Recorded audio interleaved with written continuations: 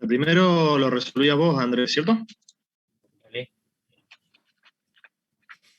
Sí, ahí lo que teníamos era en la guía 5, claro, ese ejercicio que tenía unas fuentes, tenía un sumidero, una fuente de alta temperatura y el ambiente, y habíamos puesto una máquina térmica y una bomba de calor. Lo que vamos a plantear ahora son los flujos de exergía en ese sistema. ¿Ah? ¿Ese no es el anexo 5? Sí, pero el TP6, el anexo al 6 es el mismo ejercicio, por eso. Sí, correcto. Así que bueno. ¿Ustedes lo intentaron esto? ¿Tuvieron alguna consulta, alguna duda?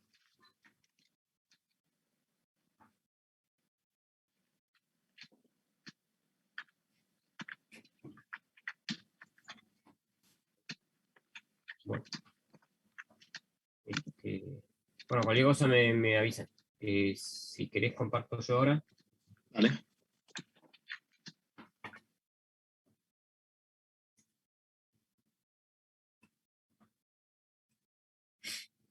Ahí se ve. Sí, bro.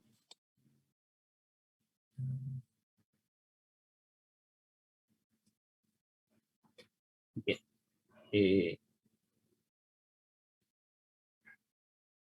Básicamente era a este mismo ejercicio del TP5 era, le agregamos determinar los calores útiles, ¿sí? La definición, el concepto calor útil, asociado a los flujos de calor calculados en el inciso B, calcular las irreversibilidades producidas, y calcular las variaciones de exergía de los elementos, o sea, de todos los elementos que componen el sistema y el ambiente.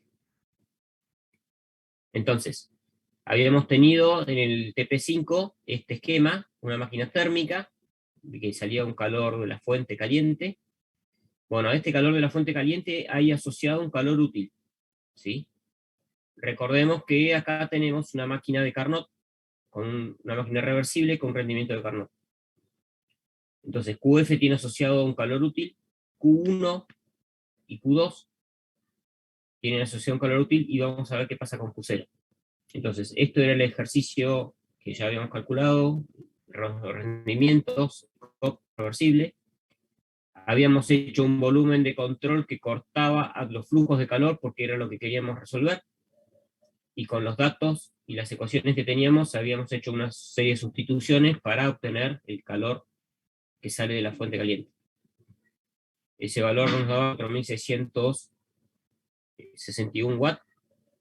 Y bien, ahora lo que queremos calcular es el calor útil asociado al QF, ¿sí? Entonces, ¿qué significa el calor útil? Es la fracción del calor que la podríamos transformar en trabajo introduciendo una máquina de Carnot entre esa temperatura y el ambiente, y la temperatura del estado muerto, ¿no? Entonces, al QF lo multiplicamos por este paréntesis que básicamente es el rendimiento de esta máquina hipotética de Carnot entre la temperatura TF y la temperatura del ambiente. Bueno, entonces de los 4.661 watts, 335,4 sería el calor útil. ¿Ah? Lo mismo para el calor 1.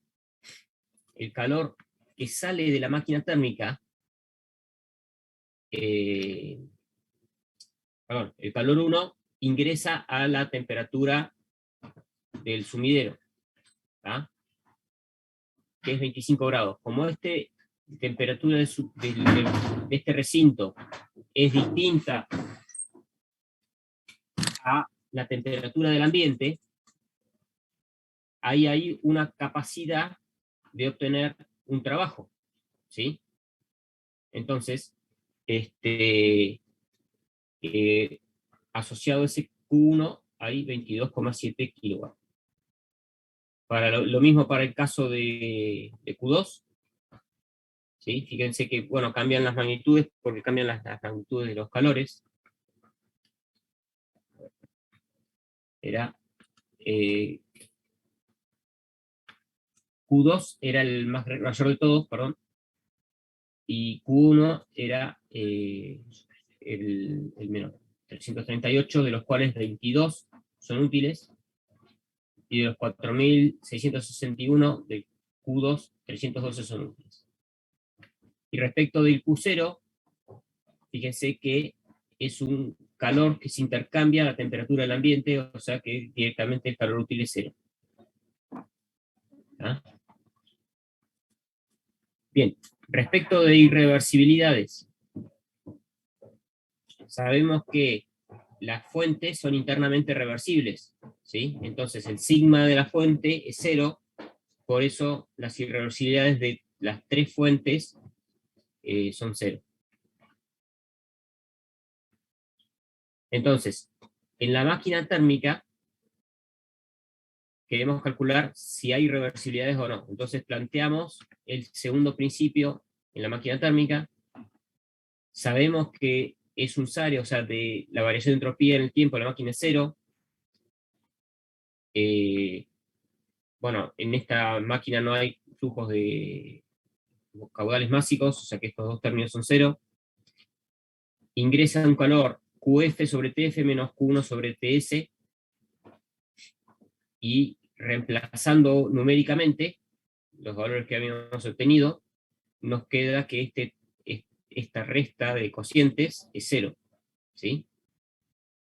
Coincide porque el Q1 lo habíamos obtenido justamente a partir de una máquina térmica reversible, o sea que es lógico que nos haya dado que el sigma era cero. Si el sigma de la máquina térmica es cero, la reversibilidad es cero. ¿Alguna duda con eso?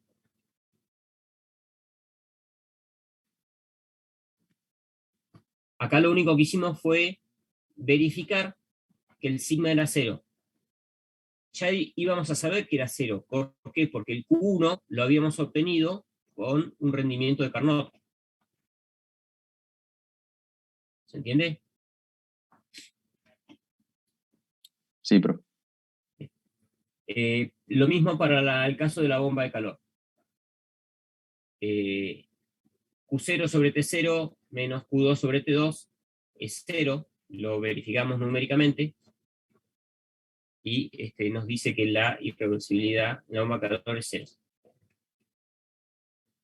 Bien, o sea que este ejercicio tiene calores útiles asociados y es completamente reversible.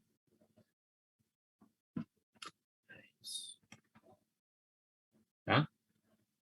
Si quieren complicárselo un poquito, podrían poner temperaturas de intercambio en las paredes de la máquina térmica y en la bomba de calor que sean distintas a la de las fuentes, para que se generen irreversibilidades externas, como en el ejercicio 10 del TP5.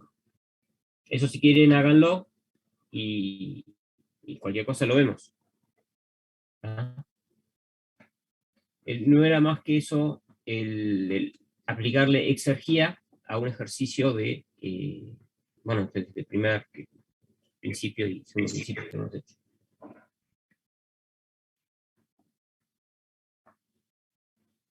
¿Ah? Y este ejercicio del TP5, el 10 no estaba en el anexo.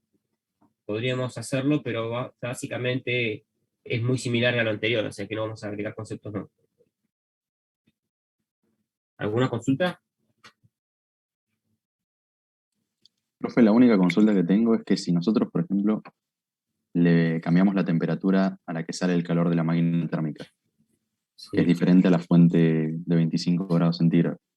Ahí el Sí. calor útil sería T0 sobre la temperatura de la máquina a la que Sí. sale el calor. Sí. Pero ojo, que si vos cambias la temperatura de la máquina, acordate que tenés que hacer todo de vuelta. Porque te cambia el rendimiento de la máquina. Si te cambia el rendimiento de la máquina, te cambian los calores. Sí, sí. ¿Sí? O sea, no es que te cambia solamente el paréntesis. No, te cambia también el calor que sale. Cambia el Q1. Y el trabajo Tenés también. claro.